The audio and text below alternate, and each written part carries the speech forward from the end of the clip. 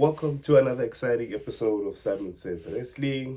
And today we're just going to be going through some things that have been bothering me as of late. And I'm sure it's just not me, because there's a lot of things that are being left unattended. A lot of things being left with a whole bunch of question marks on them. And I wanted to start with SmackDown. Recently watched SmackDown, enjoyed the show, and but during that show I had so many questions about so many things, and we it seems like we don't have a direction for certain things in the show. Don't forget to comment, like, subscribe, hit the share button, hit the notification bell, guys. Don't be afraid to interact. That subscription is free. It's free. Simon Says subscription is free. Don't forget to comment, like, share, hit the like button, hit the follow button on all social medias. It's on X, TikTok, Instagram, and Discord. I recently opened up a Discord, so if you would like, just head over to the Discord at Simon Says Wrestling. It's always wrestling. We always talk wrestling every day, all day, twice on weekends. So the first thing I wanted to get into, this was from the realization of the triple threat match that had happened on Friday Night SmackDown with Nia Jax, Tiffany Stratton, and Jade Cargill. I don't know how many times I've seen Nia Jax versus Tiffany Stratton for the Women's Championship, but I think it's enough now. I understand why it's happening so many times, because it seems that Nia Jax is the only valid competitor that Tiffany Stratton has that's eligible to challenge for that championship, which leads me to my first problem, which is the women's division on SmackDown. Currently on SmackDown, we've got Alba Fire, who's paired up with Piper Niven and Chelsea Green. We've got Alexa Bliss. We've got Bianca Belair. I think Bianca Belair is out injured at this point in time. We've got B-Fab. We've got Candice LeRae. We've got Charlotte Flair. I've already mentioned Chelsea Green. We've got Julia, who's the United States champion. We've got Jade Cargill. We've got Kiana James, I think, who is Julia's manager at this point in time. We've got Michin. We've got Nia Jax. And Nikki Cross. Piper Niven I've already mentioned. We've got Tiffany Stratton, who's the current champion, and we've got Trish Stratus for some reason, who's off TV, I guess, and she's a SmackDown competitor, I guess. And we've got Selena Vega. So, given as to what I'm looking at right now, the only person that I would think that would be on a level to challenge Tiffany Stratton for the championship would have been Charlotte Flair. But Charlotte Flair and Tiffany Stratton didn't happen because of personal reasons, and obviously the promo that got heated up and some things were said. Nia Jax is also a worthy competitor. Jade Cargill, for me, should actually be getting this title off of Tiffany Stratton, because I don't want to even lie at this point in time. Tiffany hasn't done anything with the title. Tiffany hasn't elevated the division to a certain level. She has proved herself to be a good champion, but in order for you to carry the company, you have to elevate that women's division. That women's division has to revolve around you. We can't have people making this thing about them and not you as the champion.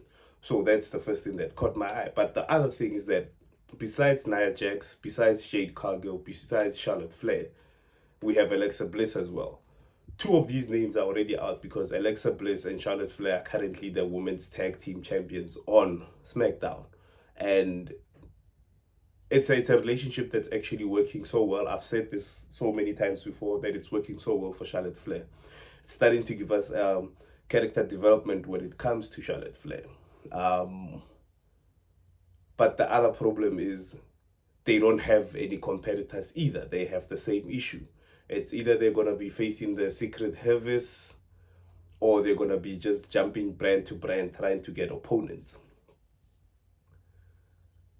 BFAB for me would be a great would be a great addition to the United States picture of the women's division.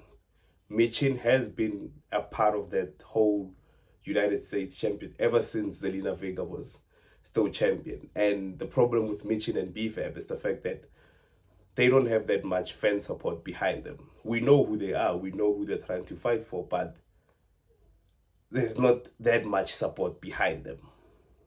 The division on SmackDown needs an addition. I just rhymed. Hit the like button for that. It needs an addition. Nikki Cross at this point in time is also stagnant. There is no movement with the Wyatt Six.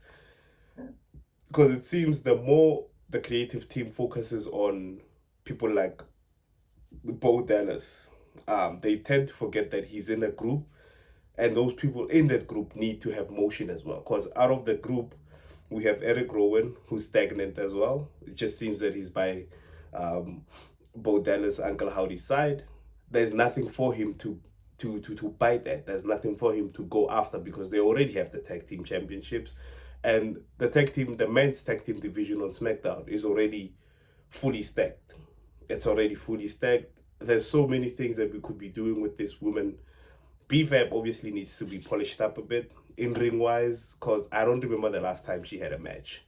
She's just been trying to have a match and then obviously getting attacked and then not finishing the match. So for me, that's always just so disheartening to see. But I think at best we need to have this woman do something. Piper Niven and Alba Fire obviously will go after the tag team championships. Chelsea Green needs to be put back into the United States Championship picture. Julia has no one to chop and obviously test and try to elevate the championships.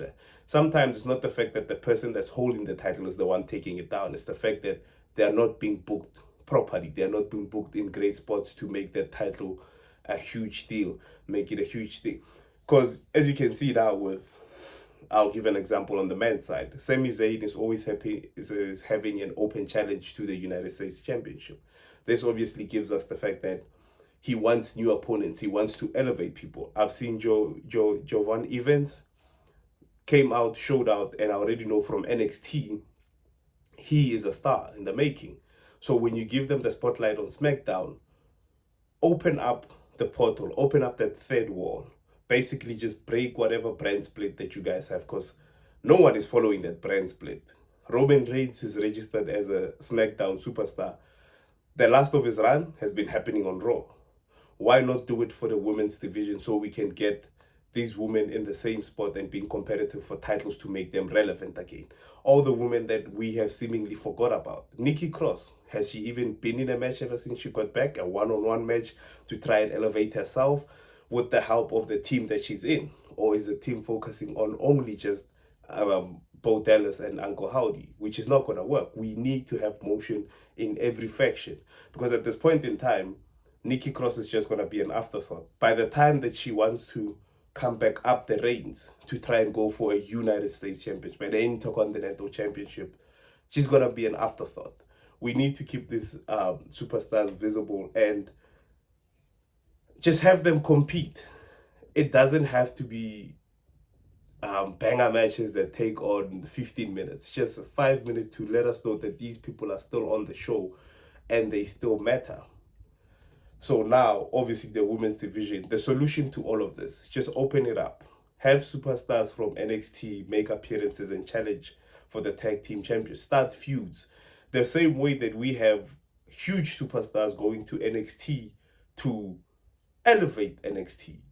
A lot of people, from my side, personally, I don't know about you guys, maybe you guys have stuck with it, but ever since NXT was revamped from NXT 2.0 with Bruce Prichard and Vince McMahon booking the show, I had stopped watching it. But I've seen the clips and I'm starting to come to the realization that NXT might be hotter than both SmackDown and Raw. I don't know. You guys comment down below. Let me know whether you think that NXT at this point in time is the hottest brand. Open up the third wall. Have women compete for these titles. Have women from different brands come up. Start feuds. Because either way, we're not respecting that whole brand split issue. So why not have these women interact? It would be great to see AJ Lee Bailey try to obviously go after the United States Championship that's on SmackDown rather than being stuck on Monday Night Raw. And at the end of the day, this at this point in time, it's not making any sense because it's actually holding down the women's division. Open up the walls, let them face each other. It doesn't even have to be title matches. You can have the NXT women's champions, tag team champions come to SmackDown and try and challenge Charlotte Flair and obviously who's this? Alexa Bliss. And once they've been challenged, end the match in a DQ with another team interfering, trying to get their spotlight. Piper Niven and Alba Fire. We can't just have them serving Chelsea Green all over and all over again. Have a United States match between Julia and BFAB. It doesn't have to be a huge spectacle, but at the end of that match, have um, tension between BFAB and Michin. Have BFAB ask Michin, where were you when I needed you? Why didn't you help me when I've been there for you every single time? We need involvement. We need people to be visible. We need people to be visible at this point in time.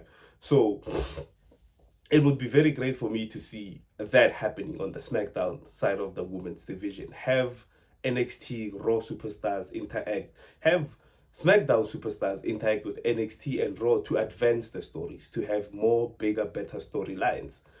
The other issue that I've personally had is the conclusion of certain storylines. For instance, I'll have Randy Orton, obviously, who's been teasing the punt for the past 3 months. We all know he's not going to hit it because Randy Orton, back in the day, he didn't think twice about the punt. Backed up in the corner, came running, turns your head into a soccer ball, kicks it out the field. He's been looking at Cody Rhodes' Universal Championship for so long. He's been getting so many thoughts on it, but he hasn't acted on it. What are we doing? Same thing with how now Jey Uso is looking at Cody Rhodes' Universal Championship. Are we going to have the same thing happen for the next 2 years? This also, for me, gave me PTSD because when it came to people giving hints at storylines, I'll give you an example. Raw superstars, Austin Theory and Grayson Waller. I was expecting them to be feuding by now. I was expecting them to be fighting. Unfortunately, Austin Theory on their website shows that he's out on injury. I didn't know that part. I have a video asking myself, where is Austin Theory? What's going on with Austin Theory? Why is he not back as of yet? But immediately when he comes back, I need him and Grayson Waller to act on what they've been building for the past 3 to 4 years. It's not long-term story booking. It's just what The Rock would say is pivoting. They are pivoting to a certain direction. We can't always pivot when things don't go our way. We need to have a backup plan for the backup plan. Grayson Waller at this point in time is being executed very poorly. He's turned into basically the New Day's third prop. The New Day themselves as a gimmick has failed. Heel gimmick, it has failed. It started off so nicely. It started off with two people basically going at each other's throats. And I think they added the Big E segment just to get a lot of emotion in it. For me personally, after they did the whole Big E segment, they should have gone at each other. It would have been great to see Kofi Kingston versus Xavier Woods finally one-on-one in the WWE in a full-blooded feud. They could have had Hell in a Cell matches. They could have had tables, ladders, and chairs. Because I think personally, those two are soulmates, not only as tag team partners, but they would make a great feud between the two. Because obviously then it would be a high flyer versus a heavy hitter who is Xavier Woods. So for me, it has already failed. Grayson Waller should have gone out on his own, should have went out on his own and tried to obviously capture some sort of title. It would have been great for them to portray him not as a funny, crazy, self-attaching leech to the New Day, but show him as a selfish, ready to do anything, anytime to get what he wants. Injure people, have shortcuts out of matches, just besides giving promos, have him keep quiet and let his actions do the talking, to a point where we start feeling disgusted as to what the hell happened to Grayson Waller. And all that he would say was that I got rid of the dead weight, I'm now champion, what more do I need? And have him have something like the